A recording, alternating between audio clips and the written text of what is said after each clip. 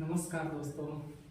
आज हम सभ्यता वाले टॉपिक को आगे बढ़ाएंगे और इससे पहले वाली क्लास में हमने सभ्यताओं की उपनाम पढ़े थे। आज हम कालीबंगा सभ्यता की विशेषताओं के बारे में पढ़ेंगे। लगभग 8-10 लगभग विशेषता कालीबंगा सभ्यता की सबसे बड़ी सभ्यता राजस्थान में यही मानी जाती है और इससे संबंधित 1 या 2 प्रश्न आपको हर एग्जाम में देखने को मिलेंगे। तो चलते हम आगे कालीबंगा सभ्यता की हम विशेषताओं को पढ़ेंगे। सबसे पहली विशेषता इसमें सुनियोजित नगर नियोजन है। कालीबंगा सभ्यता की सबसे बड़ी विशेषता क्या है? सुनियोजित नगर नियोजन। अर्थात यहाँ पर जो नगर था वो 2 भागों में बटा हुआ था। एक भाग तो था इसका दुर्ग टीला और एक भाग था इसका नगर टीला। दुर्ग टीला था वो पश्चिमी भाग में था और जो नगर टीला था वो पूर्वी भाग में था। ठीक है ना। यहाँ पर और जो दुर्ग टीला था वो ये उच्च भूमि पर बना हुआ था और जो आपका नगर टीला था ये निम्न भूमि पर बना हुआ था। ठीक है दोस्तों, ये पढ़ेंगे, इसमें विशेषताओं को डिटेल से पढ़ेंगे पूरी। उसके बाद सड़क निर्माण में जो कालीबंगा सभ्यता पढ़ेंगे उसमें सड़क निर्माण में जो सड़कें हैं वो एक दूसरे को किस एंगल में काटती हैं, समकोण पे काटती हैं। सड़क निर्माण की पद्धतियां पढ़ेंगे, कौन कौन सी पद्धतियां हैं, जैसे कि ऑक्सफोर्ड पद्धति है, जाल पद्धति है, ग्रिड पैडल पद्धति है, ये सभी पद्धति पढ़ेंगे आप इसमें। भवन निर्माण में आप कालीबंगा सभ्यता में कि भवनों का निर्माण किससे हुआ था? ईंटों से हुआ था। तो ईंटें किस साइज में थी और कैसी ईंटें थी, कच्ची ईंटें थी या पक्की ईंटें थी, ये सभी आप पढ़ेंगे इस भवन निर्माण वाली विशेषता में। उसके बाद आती है आपकी जल निकासी की विशेषता। कालीबंगा सभ्यता एक मात्र ऐसी सभ्यता है जहां पर जल निकासी के लिए सुव्यवस्थित नालियां पाई जाती हैं। और सबसे पहले लकड़ियों की नालियां किस सभ्यता पाई जाती है? आपकी कालीबंगा सभ्यता में। और लेकिन एक बात हमेशा ध्यान रखना कि कालीबंगा सभ्यता से सार्वजनिक नालियों का क्या पाया गया है दोस्तों? अभाव पाया गया है। कृषि, यहाँ पर कृषि के प्रमाण मिले लेकिन बैलों के प्रमाण नहीं मिले। ये बात हमेशा ध्यान रखना कि यहाँ पर जुते हुए खेतों के प्रमाण मिले लेकिन बैलों के कोई भी साक्ष्य यहाँ से नहीं मिले हैं। और खेती की जाती थी वो एक साथ में दोहरी खेती की जाती थी। व्यापार प्रधान सभ्यता, ये एकमात्र ऐसी सभ्यता है जहां पर लोग आपस में व्यापार करते थे और व्यापार के लिए ये बांटों का उपयोग करते थे। जो बांट थे वो 16 के गुड़ज वाले बांटों का इस्तेमाल करते थे। मात्र सत्ता, ये तो आप जानते ही हैं। साक्षर सभ्यता का मतलब होता है पढ़ी लिखी सभ्यता, एक तरह से साक्षर पढ़ी लिखी। धार्मिक जीवन, जो कालीबंगा सभ्यता है यहाँ से हमें 7 अग्निवेदिका मिली है और 7 अग्निवेदिकाओं से यह स्पष्ट होता है कि यहाँ पर धार्मिक जीवन पाया जाता था। लेकिन एक बात और ध्यान रखना दोस्तों, ये कालीबंगा सभ्यता है यहाँ से मंदिरों के कोई भी साक्ष्य प्राप्त नहीं हुए हैं। चिकित्सा पद्धति, कालीबंगा सभ्यता से चिकित्सा के प्रमाण भी मिले हैं। एक बालक की खोपड़ी मिली है और उस खोपड़ी में 6 छिद्र मिले हैं। कितने छिद्र मिले? 6 छिद्र। इससे यह अनुमान लगाया जाता है कि यहाँ के लोग थे वो चिकित्सा पद्धति से भी परिचित थे। तो एक एक करके हम सभी विशेषताओं को डिटेल से पढ़ेंगे। तो सबसे पहले पढ़ेंगे हम सुनियोजित नगर नियोजन।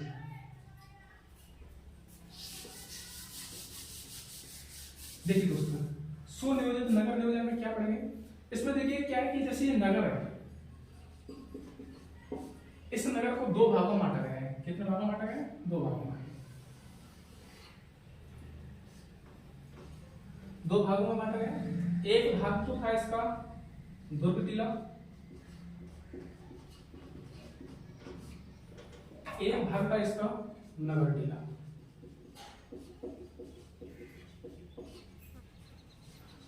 ठीक है दोस्तों, जो नगर था इसको 2 भागों में बांटा गया। एक तो था इसका दुर्ग टीला और एक था नगर टीला।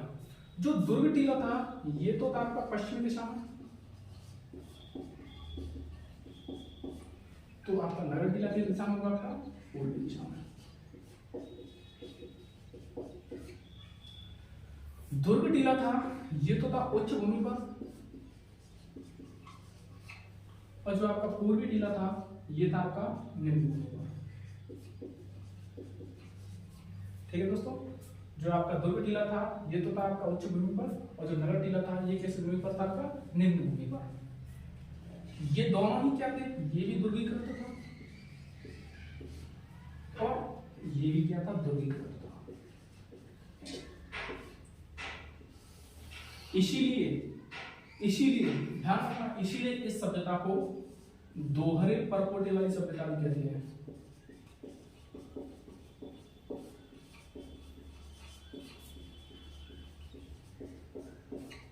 ठीक है दोस्तों, इसीलिए जो आपकी कालीबंगा सभ्यता है इसको कौन सी सभ्यता कहते हैं? दोहरे परपोटे वाली सभ्यता कहते हैं। तो ये कौन सी होगी? आपकी सुनियोजित नगर व्यवस्था में। सुनियोजित नगर व्यवस्था में क्या है? 2 टीले पाए गए। एक का नाम है दुर्ग टीला और एक का नाम है आपका नगर टीला। दुर्ग टीला आपका पश्चिमी दिशा में और नगर टीला आपका पूर्व दिशा में। इसको उच्च भूमि पर है, ये आपका निम्न भूमि पर है। ये भी दुर्गीकृत है, ये भी दुर्गीकृत है, इसलिए इसको दोहरे प्रकोष्ठ वाली सभ्यता भी कहते हैं। ठीक है दोस्तों, तो इसके बाद ये विशेषता हो गई। इसके बाद हम दूसरी विशेषता को पढ़ते हैं। दूसरी विशेषता क्या थी दोस्तों? दूसरी विशेषता थी सड़क निर्माण।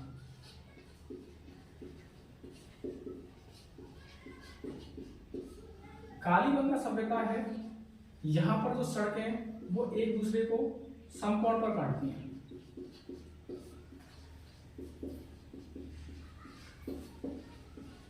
ठीक है दोस्तों, जो कालीबंगा सभ्यता की जो सड़कें वो एक दूसरे को किस दिशा में कैसे काटते हैं? समकोण पर, इस प्रकार से काटती हैं। ठीक है दोस्तों, एक बात और ध्यान रखना, जो कालीबंगा सभ्यता है यहाँ पर सड़क निर्माण की पद्धतियां कौन कौन सी पद्धतियां यहाँ सड़क निर्माण की? जैसे कि आपको ज्ञात होगा, जैसे कि जाल पद्धति, ऑक्सफोर्ड पद्धति,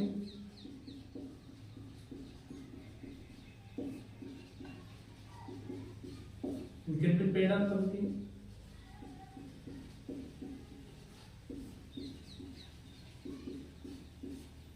ठीक है दोस्तों, ये सभी आपकी सड़क निर्माण वाली व्यवस्था पाई जाती है। प्रश्न क्या आता है कि किस सभ्यता में सड़कें एक दूसरे को समकोण पर काटती हैं? तो कालीबंगा में। सड़क निर्माण, कालीबंगा में सड़क निर्माण की कौन कौन सी पद्धतियां थी? जाल पद्धति, ऑक्सफोर्ड पद्धति और ग्रिड पैटर्न पद्धति। उसके बाद तीसरी विशेषता होती है इसमें भवन निर्माण। देखिए दोस्तों, कालीबंगा सभ्यता में भवन निर्माण के लिए कच्ची ईंटों का प्रयोग किया गया है। कच्ची ईंटों का क्या किया गया दोस्तों? उपयोग किया गया। इन ईंटों का साइज क्या था? इन ईंटों का साइज किस अनुपात में था? 1:2:4। ठीक है दोस्तों, 1:2:4 के अनुपात में इन ईंटों का रेशियो पाया जाता है। यहाँ के जो भवन मिलते हैं वहां पर अलंकृत ईंटों का इस्तेमाल किया गया है। अलंकृत ईंटों का उपयोग किया गया है। ठीक है दोस्तों, ऐसे पूछ सकता है कि किस सभ्यता में अलंकृत ईंटों का उपयोग किया गया है? तो वो आपकी कौन सी सभ्यता थी? कालीबंगा सभ्यता। कालीबंगा सभ्यता में ईंटों का अनुपात क्या होता है? 1:2:4 होता है। तो यहाँ पर कैसी ईंटें? अलंकृत ईंटें पाई गई है। ठीक है ना, यहाँ पर संयुक्त परिवार के साक्ष्य मिले हैं। संयुक्त परिवार के क्या मिले यहाँ पर दोस्तों? साक्ष्य।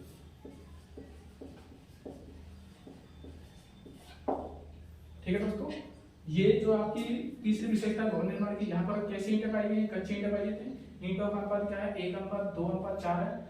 कैसी ईंटें? अलंकृत ईंटें। और यहाँ पर संयुक्त परिवार के क्या पाए गए दोस्तों? साक्ष्य पाए गए हैं।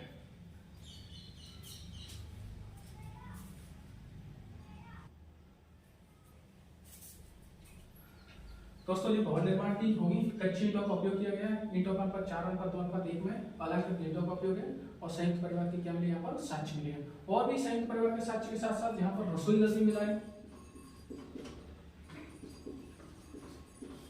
यहाँ के लोग थे वो निजता प्रेमी भी थे, एकांत पर विश्वास करने वाले, निजता प्रेमी भी थे।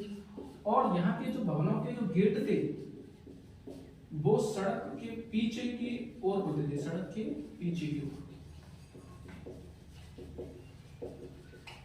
ठीक है दोस्तों, ये हो गया आपकी 3 विशेषताएं। आगे देखिए, आगे विशेषताएं पढ़ते हैं इसकी। नंबर 4, जल निकासी की विशेषता। जल निकासी व्यवस्था। देखिए दोस्तों, कालीबंगा सभ्यता में जल निकासी के लिए सबसे पहले लकड़ी की नालियां नहीं बन पाई।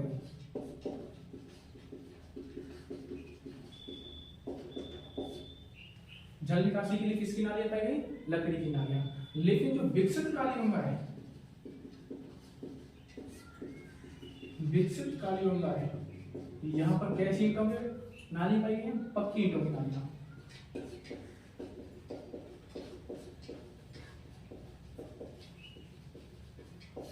ठीक है दोस्तों, जो विकसित कालीबंगा है, विकसित कालीबंगा में आपको कैसी ईंट होगी, नाली मिली, पक्की ईंट होगी। लेकिन जो सबसे पहले लकड़ी की नालियां मिली है वो किस सभ्यता से मिली है, जल निकास, वो आपकी मिली कालीबंगा से। एक बात हमेशा नोट में आपको लिख लेना, इस बात को ध्यान रखना कि यहाँ से सार्वजनिक नालियों का क्या पाया गया है, अभाव पाया गया है। सार्वजनिक नालियों का अभाव, ठीक है दोस्तों, इस बात को ध्यान रखना। नालियां तो पाई नहीं कालीबंगा से, लेकिन सार्वजनिक नालियों का यहाँ पर क्या है, अभाव है। तो ये कितनी विशेषता होगी आपकी, 4 विशेषता होगी आपकी, सुनियोजित नगर नियोजन, सड़क निर्माण, भवन निर्माण और आपकी जल निकासी की व्यवस्था। आगे देखिए,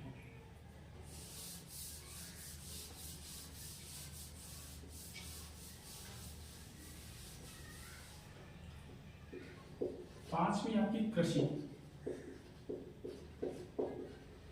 देखिए कृषि के प्रमाण मिले हुए हैं। कृषि यहां पर कैसी कृषि की जाती थी, दोहरी कृषि की जाती थी।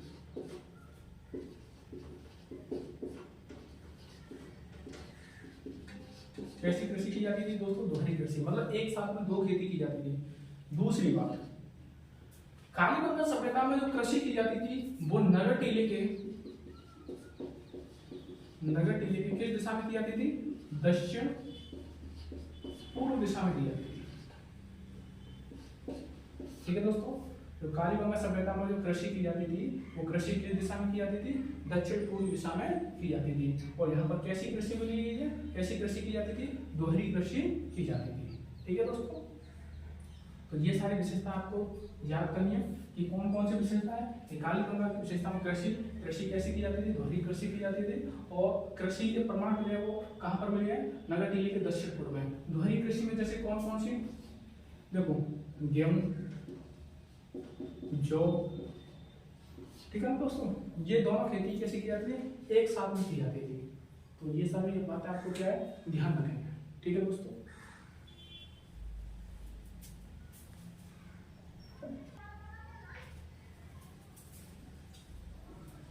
आगे हम विशेषता पढ़ते हैं, व्यापार प्रधान सभ्यता। 5 विशेषता में नेक्स्ट विशेषता आपकी व्यापार प्रधान सभ्यता। कालीबंगा में जो व्यापार का माध्यम था, व्यापार किया जाता था तो वस्तु विनिमय के द्वारा किया जाता था, वस्तु विनिमय के माध्यम से। यहाँ पर जो बाट थे, नाप तौल के बाट थे, वो 16 के गुणों में थे। कितने के गुणों में थे, 16 के गुणों में। यहाँ से मुद्राएं प्राप्त हुई है, 3 प्रकार की मुद्राएं प्राप्त हुई है। 3 प्रकार की मोहर बोले, एक प्रकार से मोहर प्राप्त हुई है। जैसे नंबर 1 आयताकार, ठीक है दोस्तों, आयताकार, वर्गाकार और गोलाकार। ठीक है दोस्तों, यहाँ से जो मोहरें प्राप्त हुई है वो कौन कौन सी मोहरें प्राप्त हुई है, आयताकार मोहरें प्राप्त हुई है, वर्गाकार भी और गोलाकार मोहरें प्राप्त हुई है। तो ये व्यापार प्रधान सभ्यता के साक्ष्य हो गए। व्यापार का माध्यम क्या था, वस्तु विनिमय था, मुद्रा का प्रचलन नहीं था। यहाँ पर 16 के गुणों में यहाँ पर नाप तौल के बाटों का इस्तेमाल किया जाता था।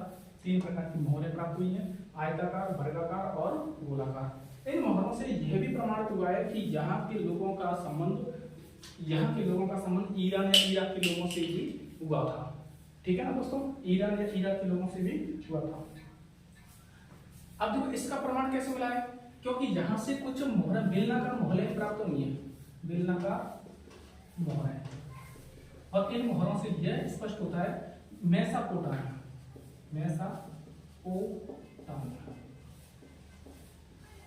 ठीक है दोस्तों, मेसोपोटामिया से भी साक्ष्य मिले हैं।